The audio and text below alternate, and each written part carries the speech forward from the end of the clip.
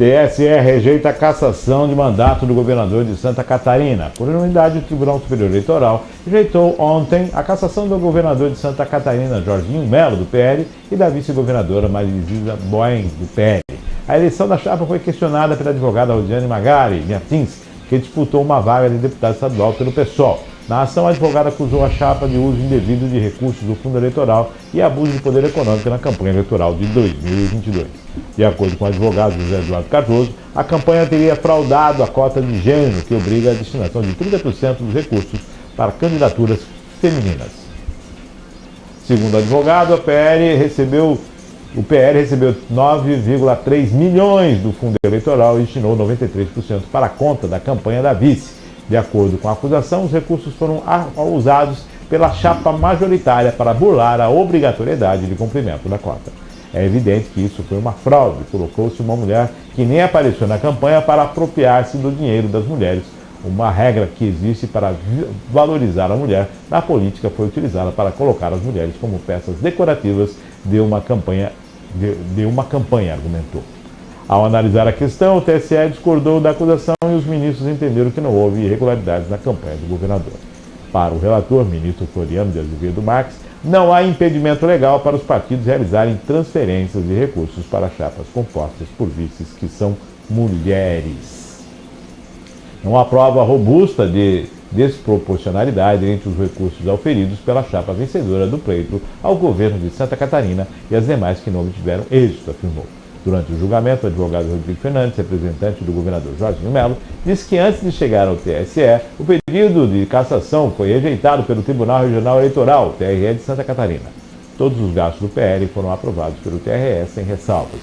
Um tribunal que é conhecido pelo seu rigor em relação à prestação de conta, completou. As informações são da Agência Brasil. Uma mulher vice, uma candidata a deputada e as acusações.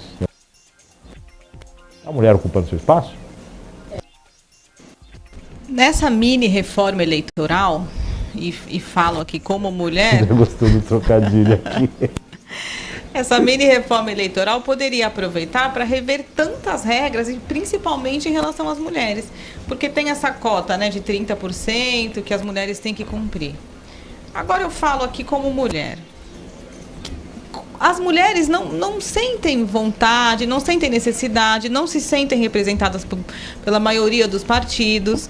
E com tanta atribuição que a mulher tem, e veja, hoje em dia, né, a figura do político está muito ligada à corrupção, a roubo, fraude, condenação, né? Eles circulam muito, figuram muito aí nas notícias negativas. Então a mulher, né, que é bem mais inteligente, acaba não se empolgando de se enveredar por esse lado da política. Esse é um ponto. E a gente sabe que, nesse caso do governador Jorginho, ele foi inocentado, né? Me parece que a PGE... O TRE, antes do TSE, não viu prova robusta, então inocentou, arquivou. Por isso que o TSE, na verdade, acabou só endossando, né, e convalidando o julgamento do TRE. Mas a gente sabe, sim, que essas candidaturas de laranja, como dizem, existem. Então, coloca uma mulher na legenda lá, essa mulher não aparece, dá o nome. A gente sabe que existe isso.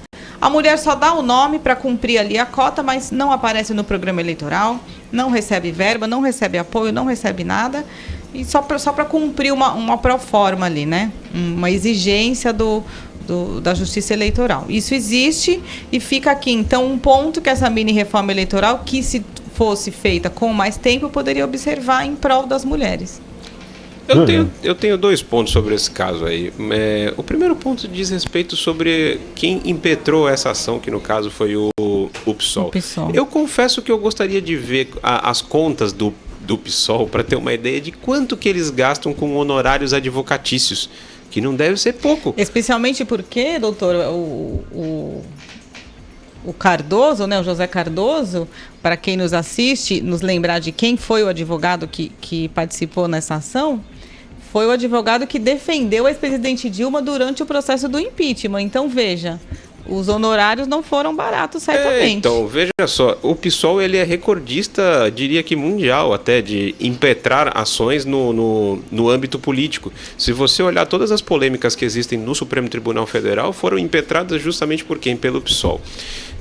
E não só esse ponto, mas o segundo ponto que eu gostaria de destacar sobre esse assunto é o seguinte: o PSOL ele também gosta de entrar com essas ações, ele fala sobre defender mulher, essa coisa toda, mas quando tem uma mulher de vice que não é do cercadinho ideológico deles, eles tendem a atacar sempre, né? Isso a gente pode ver na Câmara, pode ver no Senado, em qualquer lugar que o PSOL esteja, ele faz isso. Então é uma conduta. O PSOL todo mundo sabe, ele é um partido de extrema esquerda, é linha auxiliar do PT e para tudo ele judicializa. Então acho que tem que começar a se rever esse acesso dos partidos políticos ao judiciário também, para que não haja excesso, porque toda hora o mesmo partido batendo em diversos pontos, a saber. Tá aí. Então, a situação é essa.